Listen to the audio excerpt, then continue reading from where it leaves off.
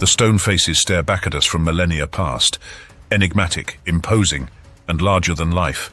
Carved into basalt and weighing tons, the colossal heads of the Olmec civilization have long captured the imagination of scholars and the public alike. And among the many theories that have emerged over the decades, one particularly persistent idea claims that these massive sculptures, with their broad noses and full lips, represent ancient Africans who somehow reached Mesoamerica thousands of years ago. This notion has fueled Afrocentric interpretations of Olmec history and found a niche in popular culture. But is it true? Or is the real story of the Olmecs and their iconic stone faces something even more mysterious, tied not to Africa, but to a forgotten thread of human migration that may have passed through the Pacific, the Amazon, and the Caribbean? In 2015, researchers studying indigenous Brazilians found a mysterious genetic signal linking them to Australasian populations like the Onge of the Andaman Islands and the Aboriginal peoples of Australia. This population, known as Population Y, seemed to have existed in South America long before it should have. Some speculate that these people were part of an ancient coastal or trans-Pacific migration, one that may have carried ideas into the Amazon or perhaps out of it. This video aims to unravel the myth of the Olmecs as African migrants and replace it with a more scientifically grounded hypothesis. Drawing upon cranial morphology studies, recent ancient DNA findings in Brazil and Panama, and evidence for early agriculture in the Amazon basin, we will argue that the facial traits represented in Olmec art may in fact align more closely with those of ancient Polynesians and Australasian peoples. Furthermore, we will suggest that the Olmec civilization could represent the coastal expression of a once great civilization that originated deep within the Amazon and pushed outward toward the Gulf of Mexico via ancient rivers and maritime corridors. In doing so, we will offer not just a correction of the record, but a tantalizing alternative that reorients our understanding of early civilization in the Americas. Aided by satellite imaging and LiDAR, researchers have discovered vast planned settlements in regions like the Upper Xingu and Acre, complete with causeways, moats, canals, and geometric earthworks. Far from being a wild jungle untouched by human hands, the Amazon shows signs of deliberate landscaping, roads connecting towns, fish farms, orchards, and the infamous terra preta, or dark earth, a form of engineered soil still unmatched today. This isn't the chaotic wilderness once imagined, it's the overgrown ruin of a forgotten empire. In the Amazon, signs of domesticated plants like manioc, peach palm, and chili pepper have been found in layers dating back nearly 11,000 years. Some anthropologists argue that agriculture in the Amazon may be just as ancient, if not older, than its Old World counterparts. But because these societies used organic building materials rather than stone, much of their legacy vanished, absorbed by the forest. Excavations at sites like Teotonio and Monte Castello in southwestern Amazonia have uncovered stratified layers of human habitation spanning more than 10,000 years, with evidence of plant processing, ceramic use, and even fish farming. Phytolith and starch grain analysis confirm the early use of crops such as manioc, squash, and beans by 10,500 to 11,000 years ago. And unlike Old World agriculture, which focused heavily on grains like wheat and barley, Amazonian domestication was rooted in tubers and perennial fruit trees, offering year-round food and ecological stability. These early agriculturalists didn't just survive in the forest, they shaped it, planted it, and engineered its productivity. Civilization may not have needed monumental stone structures to evolve. It may have thrived invisibly, quietly, and in harmony with the land. To understand how the African theory took hold, we must first return to the mid-20th century. Scholars like Ivan van Sertima, in his influential but controversial book They Came Before Columbus, argued that the Olmec heads represented African features. He pointed to broad noses, full lips, and a general impression of what many readers interpreted as Negroid traits. The theory found a ready audience, particularly among those seeking evidence of a long-overlooked African presence in world history. But as compelling as the narrative might be to those hungry for inclusion in the ancient past, the actual evidence supporting an African origin for the Olmecs remains flimsy at best. First, there is the matter of geography and navigation. There is no concrete archaeological evidence, not a single verified African artifact or shipwreck, linking West Africa to pre-Columbian Mesoamerica. The Atlantic crossing, especially before the age of the compass and large sailing vessels, would have been extraordinarily perilous. There is also no sign of genetic admixture in ancient Mesoamerican DNA that indicates the presence of African populations prior to the Columbian exchange. All genetic traces of African ancestry in the Americas can be confidently traced to the post-1492 transatlantic slave trade. Second, the argument that the Olmec heads resemble Africans is largely subjective and built on facial typology, a dangerous and outdated pseudoscientific method. When these colossal sculptures are examined more closely by anthropologists, it becomes clear that the features align more closely with indigenous Mesoamerican populations, who themselves exhibit a wide range of facial variation. Broad noses and full lips are not exclusive to Africans. These features appear in many indigenous American populations, particularly those descended from early migrations that may have carried Australasian or Pacific Islander traits. Finally, the African theory is not supported by the archaeological context of the Olmecs. Every aspect of their culture, from monumental architecture to calendrics, maize cultivation, and jaguar iconography, fits comfortably within the trajectory of indigenous Mesoamerican development. There is no sudden cultural intrusion, no disruptive outside influence. The Olmecs were American in origin, but what kind of American? Recent advances in ancient DNA and cranial morphology studies are quietly revolutionizing our understanding of the peopling of the Americas. A remarkable pattern has begun to emerge, particularly from ancient remains found in Brazil and Panama. These ancient skeletons, such as those uncovered in Lagoa Santa, Brazil, display morphological traits that deviate significantly from the so-called mongoloid cranial shape traditionally associated with Native Americans. Instead, these skulls often resemble Australo-Melanesians and Polynesians in their long, low crania, broad nasal apertures, and pronounced prognathism. Even more compelling is the genetic evidence. A 2015 study in Nature reported that some of the oldest skeletons in Brazil, including the famous Luzia woman, carry genetic markers most closely related to Australasian populations, including the Andamanese and Papuans.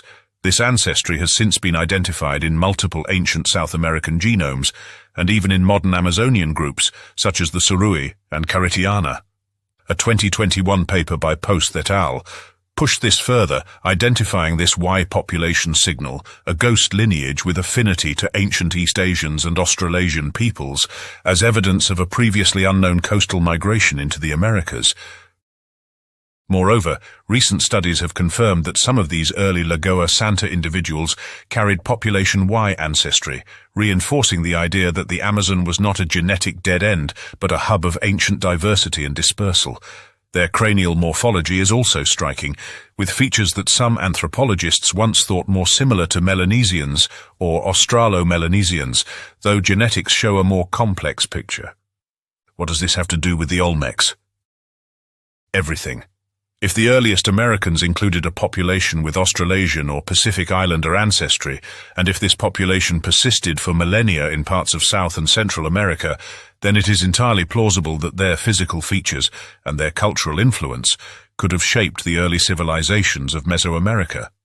The Olmec colossal heads, with their rounded cheeks, broad faces, and sometimes flat noses, may reflect these traits not because they were African, but because they were Pacific. Skeptics might still balk at the idea of Polynesian or Australasian traits making it to the American mainland, but consider this. By 1200 AD, Polynesians had reached Easter Island, some 2,000 miles off the coast of South America. Recent studies have confirmed low levels of Polynesian genetic admixture in certain Native American coastal populations, particularly in southern Chile, suggesting that trans-Pacific contact occurred at least once before Columbus. If Polynesians could reach South America in relatively recent times, why not much earlier? Especially given the fact that humans had mastered ocean-going travel tens of thousands of years ago in Southeast Asia. The Pacific is not an impassable barrier. It is a highway, albeit a dangerous one, dotted with island stepping stones that may once have enabled slow generational migrations. The Kelp Highway hypothesis proposes that some of the earliest migrants into the Americas hugged the Pacific Rim, exploiting marine resources as they traveled. These seafarers may have moved from Southeast Asia to Japan, then to Beringia, and down the coast of the Americas. Or alternatively, they may have followed a southern arc across Polynesia and into South America directly. The important point is that the Pacific was not closed, and if early humans could cross it, then we must re-examine who they were and what impact they had, especially in areas like the Amazon and Mesoamerica, where unusually early and sophisticated civilizations arose. For centuries, the Amazon was thought to be an ecological wilderness, a vast green void that resisted civilization, but recent archaeological discoveries have upended that narrative. Beneath the canopy, researchers have uncovered vast networks of earthen mounds, raised fields, and geoglyphs stretching across hundreds of miles, clear signs of organized, sedentary life. In fact, the earliest evidence for plant domestication in the Americas does not come from Mexico, but from the southwestern Amazon. Here, crops like manioc, peanuts, and squash were cultivated long before maize reached the Olmec heartland. The implications are profound. If agriculture emerged first in the Amazon, then it's possible that civilization did too. This flips the standard narrative on its head. Instead of viewing the Amazon as a recipient of Mesoamerican influence, we might consider the reverse, that a proto-civilization originating in the Amazon expanded outward, carrying agricultural knowledge and seafaring skill toward the Caribbean and Gulf of Mexico coastlines. The Olmecs, then, may represent a cultural culmination of this forgotten migration, the northern edge of a network that once stretched from the mouth of the Amazon to the Isthmus of Tehuantepec. Their colossal stone heads, their jaguar motifs, and even their knowledge of agriculture might all trace back not to mysterious Africans, but to a deeply rooted American civilization that included Austronesian-descended seafarers, Pacific navigators, and Amazonian agriculturists. It is also crucial to remember that the Olmec heads are not realistic portraits. They are stylized, symbolic, and sometimes exaggerated. Like many ancient art forms, they reflect ideals, perhaps of strength, leadership, or divine status, rather than accurate anthropometric features. The large lips and noses may have been artistic conventions rather than literal reflections of individual physiognomy. Even so, when the heads are analyzed using forensic techniques, as was done in several cranial reconstructions, they tend to align more closely with features of Pacific peoples than with sub-Saharan Africans. Some Polynesian populations, particularly those from Tonga, Samoa, and even the Solomon Islands, exhibit facial features that include broad faces, full lips, and low nasal bridges, features remarkably similar to those found in Olmec sculpture.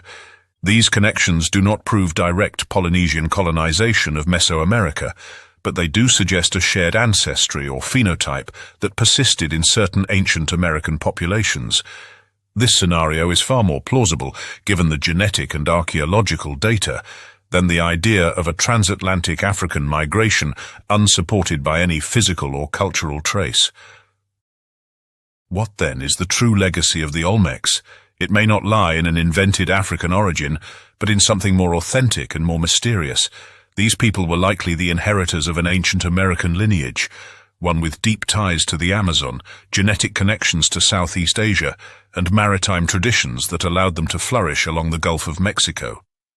Their stone heads, rather than being foreign, are uniquely American. They embody a forgotten diversity, a blend of traits that modern typologies struggle to categorize. In them we see not Africans, but the echoes of ancient seafarers, Amazonian engineers, and native Mesoamericans whose story is still being uncovered. In rejecting the Afrocentric myth, we are not erasing black history. We are instead restoring historical accuracy and opening the door to an even more exciting possibility, that the Americas were once crisscrossed by multiple waves of migration, not just from the north, but from the Pacific, the tropics, and the far reaches of forgotten continents. The mystery of the Olmecs has not been solved, but it can be recontextualized. Rather than relying on outdated racial typologies or sensational theories unsupported by archaeology, we should turn to the growing body of evidence from genetics, skull morphology, agriculture, and maritime history. This evidence does not support the claim that the Olmecs were Africans. Instead, it supports a more nuanced and compelling vision that the Olmecs were part of a much older, more diverse and more interconnected American story, one that includes the early domestication of crops in the Amazon, the faint but real genetic signal of Australasian ancestry in South America, and a sculptural tradition that reflects the deep roots of Pacific and indigenous heritage. The idea is not yet accepted, but neither was Troy, until it was dug out of the ground. And yet, for those who dare to look, the past is speaking again, through satellite maps, genetic code, and black soil underfoot. Perhaps we're only now beginning to remember a time when the jungle was not a barrier to civilization, but its birthplace. Perhaps the colossal stone heads are not statues of strangers from foreign lands, but rather ancestors of a forgotten world, one that deserves to be rediscovered not through myths, but through science. Could ancient Australians have embarked on an epic journey across the vast expanse of the Pacific Ocean to reach the shores of South America some 20,000 years ago? This intriguing theory seeks to explain the presence of Australasian and Denisovan genetic markers in ancient South American populations, such as those in Brazil, dating back over 10,000 years. To unravel this mystery, we must delve into the realms of archaeology, genetics, and paleoanthropology, piecing together evidence that spans continents and millennia. Tens of thousands of years ago, Australia was part of a massive landmass known as Sahul, a prehistoric continent that connected mainland Australia to Tasmania and Papua New Guinea. During the last ice age, sea levels were hundreds of feet lower than today, exposing vast coastal plains and inland lakes. One of the largest now lost landscapes was the northwest shelf of Sahul, recently reconstructed in extraordinary detail by researchers using sediment analysis, geoscientific modeling, and archaeological evidence. The other, even larger, was the Sunderland region, encompassing all of the Java Sea, Gulf of Thailand, and the Andaman Sea. Australasian ancestors lived throughout what is now Indonesia, Borneo, and the Philippines, in a now-drowned region known as Sunderland, so the Australasian signal could have come from Sahul or from Sunderland. This region is truly an Atlantis, and likely the missing piece of the human migration story. According to the team behind a 2024 study published in Nature Communications, this landscape could have supported a sprawling inland sea with a population of up to 500,000 people. It was a green, river-threaded world teeming with life and fresh water, but over millennia, this fertile shelf drowned as global temperatures rose and polar ice sheets melted. The inundation was not a sudden catastrophe, but a slow-moving crisis, pushing hunter-gatherer populations farther inland, or outward to sea. What if these populations did not merely retreat? What if some of them took to the water and never returned? The biggest bombshell in favor of this theory comes not from a sunken Australian coastline, but from the tropical jungles of Brazil, where genetic studies have relieved up to 3% Australasian ancestry in fossils over 10,000 years old. Imagine a world 20,000 years ago, where vast ice sheets gripped the earth, sea levels lay far below today's shores, and ancient humans roamed landscapes now lost to time. What if, amidst this primordial drama, a band of Australians fleeing the drowning of their northwestern homeland embarked on an epic voyage across the Pacific to South America? Could this daring journey explain the mysterious threads of Australasian and Denisovan ancestry woven into the genetic tapestry of ancient South Americans, such as those in Brazil dating back over 10,000 years? Let's get one thing straight. The Aboriginal Australians and Papuans were capable of doing anything. The independently invented farming in the Papuan Highlands conquered a huge continent filled with ferocious beasts in only a few generations, moved as far south as Tasmania, and also occupied the Bismarck Islands, and possibly even the Solomon Islands in ancient times. Early films recorded their craftsmanship, showing their advanced woodworking ability and boat-building skills. Even children were taught at a young age how to build seaworthy canoes. Recent discoveries, including genetic insights, paint a compelling picture of a forgotten migration, one sparked by a submerged continent and carried across an ocean by human resilience. Recent genetic studies have uncovered surprising links between ancient South American populations and indigenous groups from Australasia, including Aboriginal Australians and Papuans.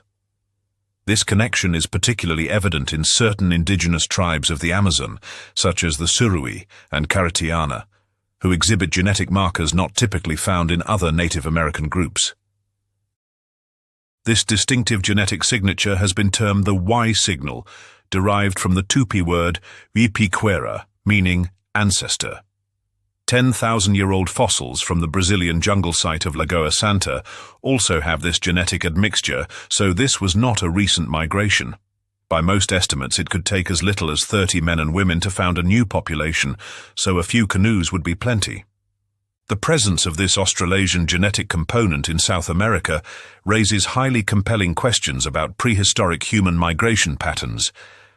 Traditional models suggest that the Americas were populated by migrants crossing the Bering Land Bridge from Siberia into North America. However, the Australasian genetic influence detected in South America, but notably absent in North American indigenous populations, challenges this singular narrative and hints at alternative migratory routes or contacts. Our tale begins on Australia's northwest shelf, a sprawling region once teeming with life, but now entombed beneath the waves. As detailed in the study, this 390,000 square kilometre expanse, larger than modern New Zealand, linked the Kimberley and Western Arnhem Land for much of Australia's 65,000-year human history. It wasn't a desolate stretch. It boasted archipelagos, rivers, lakes, and a vast inland sea supporting perhaps 500,000 people. Stone axe technologies and rock art hinted at a vibrant culture, thriving in a land of plenty. But around 20,000 years ago, as the last glacial maximum waned, rising seas began their relentless march. Reports from quaternary science reviews prove that this shelf featured a stable inland sea from 27,000 to 17,000 years ago, and a 2,000 square kilometre freshwater lake until 14,000 years ago, oases that drew settlers until the waters swallowed them. What became of these people as their world sank? Could the flooding have propelled them on a journey few dared to dream? The environmental upheaval was staggering. Between 14,500 and 14,100 years ago, sea levels surged 4 to 5 meters per century, but the process started earlier, around 20,000 years ago, as ice melted globally. For the inhabitants of the Northwest Shelf, this wasn't a sudden deluge, but a slow, inexorable loss. Villages abandoned, islands shrinking, a way of life erased. Faced with such a fate, might some have turned their gaze eastward beyond the horizon and set sail across the Pacific? The notion seems audacious, yet humans have long defied the odds. Aboriginal Australians arrived on their continent over 50,000 years ago by sea from Southeast Asia. Polynesians later mastered vast oceanic crossings. If these feats were possible, why not a trans-Pacific odyssey by Australians escaping a drowning land? One hypothesis posits that ancient Australasian populations undertook trans-Pacific voyages, navigating thousands of kilometers of open ocean to reach South America. While this notion may seem extraordinary, it's essential to recognize the seafaring capabilities of ancient peoples. Archaeological evidence indicates that humans reached Australia at least 65,000 years ago, necessitating sea crossings from Southeast Asia. This suggests a tradition of maritime navigation that could, theoretically, support longer oceanic journeys, and the people of islands between Papua and Australia are, in fact, some of the most accomplished seafarers in the world, with a unique clamshell-shaped sail. How might they have done it? The Northwest Shelf's archipelagos could have been their stepping stones, guiding them through the Torres Strait and into the open Pacific. Simple rafts or outrigger canoes, crafted from timber and reeds, might have carried them, propelled by winds and currents altered by Ice Age climates. Perhaps they followed migrating birds or star patterns, skills honed over generations. The journey would have been grueling, weeks or months at sea, battling storms and starvation, but the alternative was oblivion. Driven by survival or the lure of new horizons, these ancient mariners could have landed on South America's western shores, forever altering the human story. This brings us to the genetic enigma at the heart of our theory: the Australasian and Denisovan ancestry in ancient South Americans. Studies of skeletons from Brazil, like those at Lapa do Santo dating over 10,000 years, reveal a surprising Australasian signal, DNA more akin to indigenous Australians and Melanesians than the Siberian roots of most Native Americans. Another recent study analyzed ancient DNA from 92 South American individuals and 25 Australasian samples, including indigenous Australians. The findings confirm a subtle but persistent Australasian genetic contribution in some South American populations, predating known Polynesian contact by millennia. How did this DNA leap an ocean? The standard model, migration from Siberia via the Bering Land Bridge around 15,000 to 20,000 years ago, can't fully explain it. An earlier influx tied to Australia offers a tantalizing solution. The Denisovan connection deepens the intrigue. These mysterious archaic humans, known from Siberian fossils, interbred with ancestors of modern Australians and Papuans, leaving a significant Denisovan legacy, up to 5% of their DNA.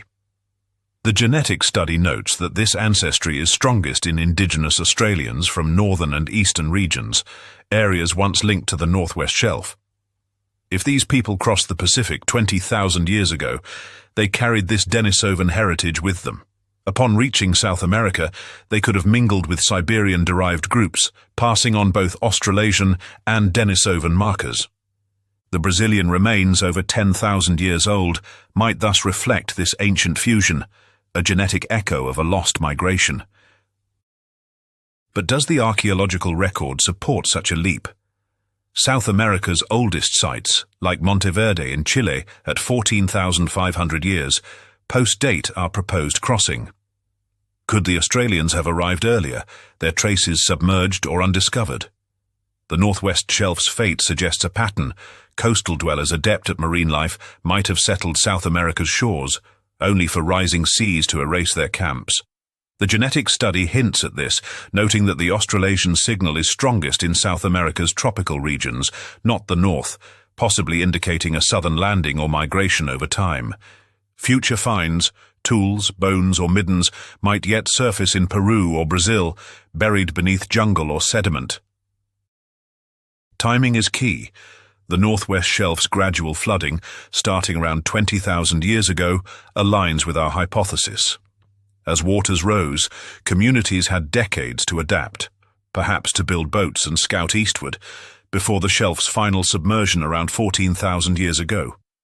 A departure at 20,000 years places them in South America before Monteverde, allowing their DNA to spread and blend over millennia. By 10,000 years ago, when the Brazilian skeletons were interred, this ancestry could have become a faint but detectable thread, as the nature study confirms. Picture their voyage.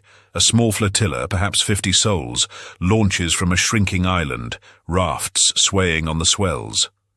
Weeks stretch into months as they drift across the Pacific, fishing for survival, collecting rainwater, clinging to hope.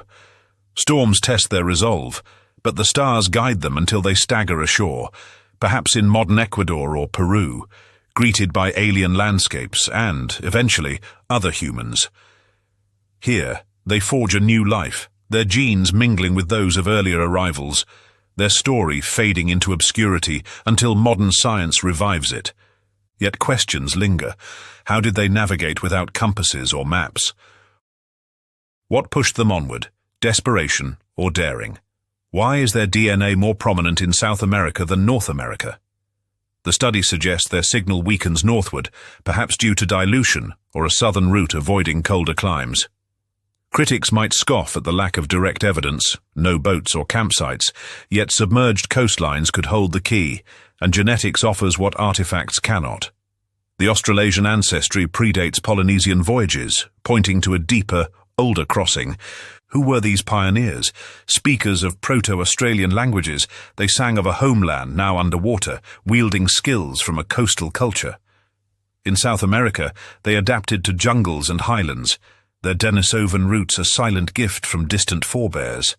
The nature study underscores their uniqueness. Indigenous Australians diverged early from other populations, their DNA a distinct marker carried across the sea. Their journey hints at a connected ancient world, the Pacific a bridge rather than a wall. This theory reshapes the Australasian and Denisovan signals in South America as relics of a 20,000-year-old odyssey, sparked by the Northwest Shelf's demise. The inland sea and fertile plains nurtured a people capable of defying nature's wrath. As waters rose, they didn't perish, they sailed, seeding new lands with their legacy. The Brazilian remains bear witness, their DNA whispering of a drowned continent and a fearless crossing. Skeptics argue that the Pacific Ocean is simply too vast, the journey too dangerous, the technology too primitive.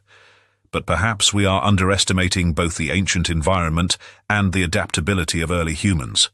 During the Ice Age, sea levels were lower and the Pacific was dotted with more islands, reefs and potential stopping points. Ancient voyagers may have island hopped from Sahul to New Guinea, through Melanesia, and eastward over generations. They may have followed fish migrations or riding seasonal currents like the South Equatorial Current, which flows from Australia towards South America. Survivors of island floods may have been swept farther east by storm or accident.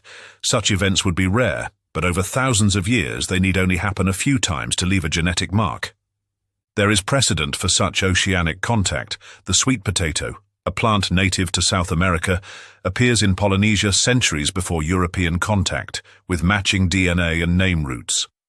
This shows that pre-Columbian trans-Pacific contact was real, even if infrequent. Could the Australasian migration have been the first and most audacious of these crossings? The theory gains poetic strength when we consider that its roots lie in a land that no longer exists. The drowned plains of Sahul are a kind of prehistoric Atlantis, whose people lived on riverbanks now deep beneath the sea. As sea level rise reshaped their world, they may have pushed into unknown waters, carrying with them not only their genes, but their languages, myths, and technologies. Archaeologists are now using detailed simulations of Sahul's terrain and river systems to identify where its first inhabitants lived and where their descendants may have set out on new journeys. These models show people moving inland and along rivers, but the coastlines, those ancient ports of departure, are now underwater. There may yet be fossils or tools buried in the seabed that could confirm this ancient diaspora. What secrets remain hidden? Could digs unearth their tools or genes refine their path? For now, this hypothesis challenges us to see human history anew, not as isolated dots, but as a web of courage and survival. What other tales lie beneath the waves waiting to redefine our past? Could it be that as the great inland sea of Sahul vanished, it gave birth to one of humanity's boldest migrations? Did desperate or curious seafarers strike out into the unknown, only to find new lands on the far side of the world? The pieces are beginning to fit, but the puzzle is far from complete. What we do know is this: ancient Australians were among the earliest maritime peoples, with a history shaped by rising tides and vanishing coastlines.